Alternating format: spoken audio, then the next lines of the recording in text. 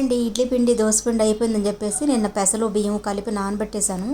పెసరట్టు వేద్దామని చెప్పేసి ఉదయం మా వారికి కూడా పెసరట్టు వేసాను, తిన్నాడు. మా వారు వెళ్ళిపోయారు, అలాగే మా బాబు కూడా స్కూల్కి వెళ్ళిపోయాడు. ఇంకా వేడిగా పెసరట్టు వేసుకొని కొబ్బరి చట్నీ వేసుకొని తింటున్నాను. దోశ పిండి ఇడ్లీ పిండి అయిపోయినప్పుడే కాకుండా ఎప్పుడైనా వర్షం పడేటప్పుడు ఇలా వేడిగా పెసరట్టు వేసుకొని కొబ్బరి చట్నీ వేసుకొని తింటే చాలా బాగుంటుంది. పెసర్లో హై ప్రోటీన్ ఉంటుంది కాబట్టి పిల్లలకు కూడా చాలా మంచిది. ఉల్లిపాయలు కొంతమంది పెసరలో కలిపి మిక్సీ పట్టి వేస్తుంటారు. నాకైతే ఎందుకు ఆ ఫ్లేవర్ నచ్చదనమాట. మనం పెసరట్టు మీద ఇట్లా ఉల్లిపాయలు వేసుకొని తింటే చాలా బాగుంటుంది. పెసరట్లో మనం అల్లం జీలకర్ర వేస్తాం కాబట్టి ఫ్లేవర్ అయితే సూపర్ ఉంటుంది. పెసరట్టు కోసం మీరు నానబెట్టేటప్పుడు మీకు సాఫ్ట్గా కావాలి అంటే 4 పెసలు 1 రైస్ వేసుకోండి. మీకు క్రిస్పీగా కావాలి అంటే 3 పెసలు 1 రైస్ వేసుకోండి.